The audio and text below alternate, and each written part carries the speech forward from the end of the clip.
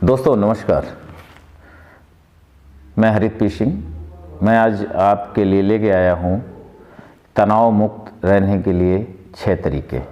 आप अपने day to day routine में जो आज हम 21वीं सदी में जो हम लोग जी रहे हैं और जो आज हम डे टू डे काम कर रहे हैं, चाहे प्रोफेशनल हो चाहे घर के हों, कोई भी हो, किसी भी कहीं भी इन्वॉल्व है किसी तरीके से, तो हम लोग मैक्सिमम लोग स्ट्रेस में रहते हैं। और जब हम रेगुलर स्ट्रेस में रहते हैं तो हमें साइक्लोसोमेटिक ऑटोइम्यून डिसीज होती हैं और वो हमारे लिए बहुत बड़ा शारीरिक या रिलेशनशिप के लिए या हेल्थ के लिए प्रॉब्लम क्रिएट करती हैं। दोस्तों आज मैं आपको ये बताऊंगा कि तनाव को आप डे टू डे कैसे मेंटेन कर सकते हैं, कैसे उसको कम कर सकते हैं, उससे कैसे रिलैक्स कर सकते हैं। जो तनाव है, जो ये स्ट्रेस है, ये जब आज हम डे टू डे एक्टिविटी में इन्वॉल्व हैं, हम लोगों ने इसको हर एक जिसको भी देख लो, जिस कहीं से भी उठा लो, आपको 10 में से 4 लोग 3 लोग ऐसे मिल जाएंगे कि नहीं यार मैं बहुत स्ट्रेस में हूँ, मैं बहुत डिप्रेशन में, बहुत तनाव में हूँ। जब उनसे पूछो क्या हुआ, या मैं जब काउंसलिंग करता हूँ तो मेरे सामने जो रिजल्ट आते हैं, तो वो उसका कुछ हिस्सा मैं आपके साथ शेयर करूँगा इस वीडियो में, ताकि आप इस वीडियो के माध्यम से आप सीख सकें और आप डे टू डे अपने स्ट्रेस को कम कर सकें। नंबर 1, आपको जब भी कोई तनाव आता है तो उसके पीछे एक रीज़न होता है। रीज़न ये होता है कि आप अपनी लाइफ में 2 तरीके के काम करते हैं, एक अर्जेंट और एक इम्पोर्टेंट।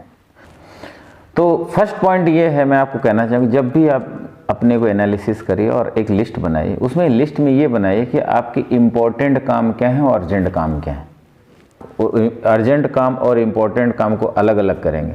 आज की हम भाग दौड़ में मैक्सिमम स्ट्रेस का कारण है हम अर्जेंट काम के पीछे भागते हैं, इम्पोर्टेंट काम को हम छोड़ रखे हैं। आपको पता है इम्पोर्टेंट काम क्या हो सकते हैं? इम्पोर्टेंट ये हो सकते हैं आपकी लाइफ के लिए क्या बेटर है, आपकी रिलेशनशिप के लिए क्या अच्छा है, आपके फाइनेंस के लिए क्या अच्छा है, आपके बच्चों के एजुकेशन के लिए क्या चाहिए। ये सब इम्पोर्टेंट काम में हम ध्यान नहीं दे रहे हैं, हम अर्जेंट काम में भागे पड़े हुए हैं। तो जब आप इसको लिस्ट डाउन करेंगे और वर्कआउट करेंगे, इस पर लिस्ट बनाएंगे कि नहीं हाँ अर्जेंट कौन से इंपॉर्टेंट। अब इसमें आपको दो पार्ट हो गए। अब अर्जेंट काम में आपको ये डिफाइन करना है कि ऐसे कौन से काम हैं जो हम दूसरे के द्वारा करवा सकते हैं, उन कामों को दूसरे को हैंड ओवर कर दो। जब दूसरों को आप हैंड ओवर कर देंगे तो उससे आपको रिलैक्स मिलेगा और ये आप इससे निकल के आएंगे। तो अर्जेंट काम के साथ साथ इम्पोर्टेंट काम को जब हम नेगलेक्ट करते चले जाते हैं अपने बैक स्क्रीन पे, माइंड में, हम अर्जेंट में लगे, लेकिन जो इम्पोर्टेंट काम है, जो लाइफ के लिए हमको फाइनेंस की ज़रूरत है, हमारे बच्चों की ग्रोथ के लिए ज़रूरत है, हमारी हेल्थ की ज़रूरत, वो हमको पीछे से इतना स्ट्रेस डेवलप करते हैं, न्यूरॉन्स हमारे कुलाटी मारते हैं पीछे से, तो हमारे माइंड में घंटा बजता रहता है और हम अर्जेंट में फंसे रहते हैं। तो वो हमारे स्ट्रेस का बहुत बड़ा रीज़न होता है। इसलिए हमको इम्पोर्टेंट काम को मिस नहीं करना है, उसको बैकलॉग में नहीं रखने हैं, उसको डे टू डे एक लिस्ट बना के उसको वर्कआउट करते रहना है और उस पर आगे काम करना है। ये इम्पोर्टेंट काम आपके लिए नॉलेज लेना हो सकता है, या हेल्थ के लिए एक्सरसाइज हो सकती है, या एजुकेशन, बच्चों के एजुकेशन के रिलेटेड कुछ भी हो सकता है। आपको कुछ भी हो सकता है आपकी लाइफ के लिए, वो आपके मैन टू मैन वेरी करेगा। जो भी आप सुन रहे हैं, किसके लिए क्या इंपॉर्टेंट है, आप अपनी वैल्यूज़ क्या आइडेंटिफाई करके रखें। दोस्तों इसके बाद दूसरा है स्टेप नंबर 2 कि कुछ चीज़ें हमारे कंट्रोल में नहीं होती हैं और हम कंट्रोल करने के लिए परेशान रहते हैं कि इसको कंट्रोल करें। जो कंट्रोल में नहीं उसको आप क्या कंट्रोल कर सकते हो, उनको एक्सेप्ट करना सीखिए। उनको एक्सेप्ट करना है। जब आप उनको एक्सेप्ट करना सीख लेंगे तब आपको वहाँ स्ट्रेस कम आएगा। जब आप कंट्रोल, क्योंकि अब कोई अर्थक्वेक आ गया या कोई ऐसी घटना घट गई जो आपके कंट्रोल में नहीं है, तो आप उसमें क्या कर सकते हैं? आप उसको कंट्रोल करने के चक्कर में परेशान हैं। तो वहाँ आपको एक्सेप्ट करना है। जब आप एक्सेप्ट कर लेंगे तो आपके माइंड्स, आपके न्यूरॉन, आपका सबकॉन्शियस माइंड उसके लिए रेडी हो जाएगा। ये अनकंट्रोल घटनाएं हैं, उनको आप एक्सेप्ट करना सीखें। इसके बाद 3rd स्टेप आता है हमारे रिस्पॉन्सिबिलिटी। जब आप कोई भी चीज़ या कोई घटनाएं आप अनकंट्रोल्ड हैं, उनको आपने एक्सेप्ट कर लिया, अब आता है वहाँ पे हम अपनी रिस्पॉन्सिबिलिटियों को कैसे उसमें निभाएं। रिस्पॉन्सिबिलिटी जब आप लेंगे तो हम किसी चीज़ को काम करने के लिए जो एबिलिटी है, हमारी क्षमता है, वो कितनी है, वो क्या रिस्पॉन्स हम ले रहे हैं, तो हम उस काम को रिस्पॉन्सिबिलिटी के साथ करें। अच्छा, एक चीज़ यहाँ पे और मैं बताना चाहूँगा आपको कि जब हम रिस्पॉन्सिबिलिटी वर्ड यूज करते हैं तो काम को करने का अगर एक तरीका या दो तरीके आपके पास हैं तो आप कन्फ्यूज़न में रहते हैं। लोग कहते हैं कि मैं रिस्पॉन्सिबल हूँ और रिस्पॉन्सिबिलिटी से काम करते हूँ, बट वो कन्फ्यूज़न की स्थिति में रहते हैं।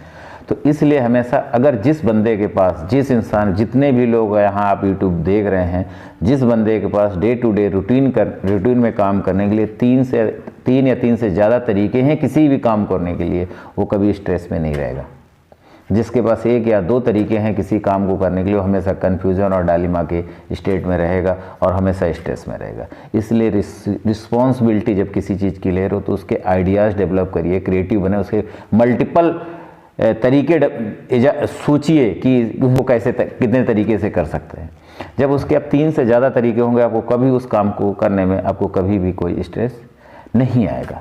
हमारे हमेशा चौथा स्टेप है हमारा पास्ट को, जब पास्ट में कोई घटना घट गई तो घट गई। अब हम रूटीन में हम अपनी ऑफिस में भी कलीग लोगों से या कहीं ट्रैवल करते हुए लोगों से बात करते हैं, जब उस पर हम बात करते हैं तो देखते हैं जब भी किसी से बात करो पास्ट को लेके बैठा रहता। पास्ट को लेके बैठा, उसको भूलना सीखो, उसको छोड़ना सीखो, पास्ट को पकड़ना नहीं है। तो जब पास्ट को आप छोड़ेंगे तब प्रेजेंट को ध्यान दे पाएंगे, और प्रेजेंट को ध्यान में रखते हुए आप प्रेजेंट को सही कर सकते हैं और उसमें काम करेंगे।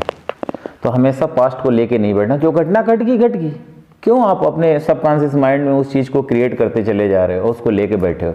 इसलिए आपको पास्ट को छोड़ना सीखें, ठीक है। कि हम जब पास्ट को छोड़ दिए, 4th स्टेप में प्रेजेंट पे हम जीना सीख गए, तो अब हमारा 5th स्टेप आता है कि हम फ्यूचर के लिए क्या होप क्रिएट करें, क्या विजुलाइज करें, फ्यूचर को कैसे क्रिएट करना है। और फ्यूचर के बारे में सोचना जब चालू करेंगे तो फ्यूचर के लिए नई गोल सेट होंगे, नए तरीके, नए आइडियाज़ आएंगे, तो हम फ्यूचर के लिए जाएंगे। तो वहाँ हमारा स्ट्रेस कम होगा जब हमको अपना फ्यूचर दिखने लगेगा। दोस्तों, नंबर 6th स्टेप है कि हमको प्रॉपर कंप्लीट रेस्ट की ज़रूरत होती है। हम रात में लगे रहते हैं, फ़ोन पे देखते रहते हैं, जिसकी वजह से हमारी प्रॉपर नींद नहीं होती, आँखों में जलन होती है। तो जब नींद नहीं होगी तो स्ट्रेस का एक रीज़न वो भी होता है। जैसे मैं खुद हूँ, मैं काफ़ी समय तक अच्छा हेल्दी फूड नहीं खाया, अच्छा प्रॉपर नींद नहीं कर पाया, तो हमको स्ट्रेस आना स्वाभाविक है। तो हमें इन चीज़ों पर ध्यान रखना है, हेल्दी फूड खाना है, अच्छा खाना खाना चाहिए और कंप्लीट नींद लेना चाहिए। उससे क्या होगा कि एक ये भी रीज़न है स्ट्रेस के लिए, कंप्लीट नींद ना। इसमें आपका फिजिकल तो आप स्ट्रेस फ्री होंगे ही, तनाव फ्री होंगे, और मेंटल भी स्ट्रेस फ्री होंगे अगर आप अच्छी तरीके से नींद ले रहे हैं। दोस्तों, एक इसके लिए एक और तरीका, डे टू डे रूटीन में जब आपके पास कोई स्ट्रेस या कोई तनाव आ जाता है तो वहाँ मैं आपको एक छोटी सी टेक्निक शेयर करना चाहता हूँ। जैसा कि मैं लोगों को, अपने क्लाइंट्स लोगों को करवाता हूँ, जो हमारे पास काउंसलिंग आती है, मैं उनको करवाता हूँ, उनके स्ट्रेस को दूर करने के लिए कोशिश करता हूँ। तो वो टेक्निक आप सब लोगों के साथ में शेयर करना चाहूँगा।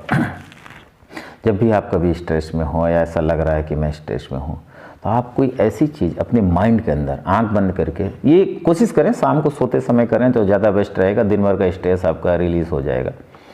मैं आपके साथ एक टेक्निक शेयर करना चाहता हूँ, शेयर कर रहा हूँ, इससे आपको काफ़ी फ़ायदा मिलेगा।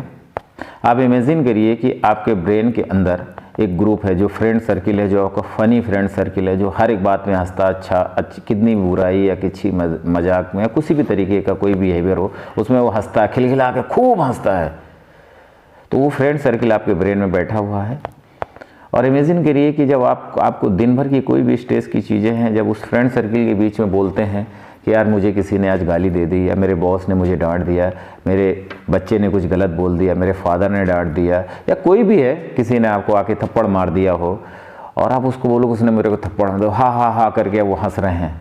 तो ऐसा इमेजिनेशन करना है कि वो लोग सब हंस रहे हैं और उनको अपनी बात बोले। इससे आपको काफ़ी आपके स्ट्रेस में रिलैक्स मिलेगा, रिलीफ मिलेगा।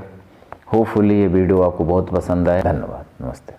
DNTV सेतु का ये चैनल, ये वीडियो सब्सक्राइब और लाइक ज़रूर करिए।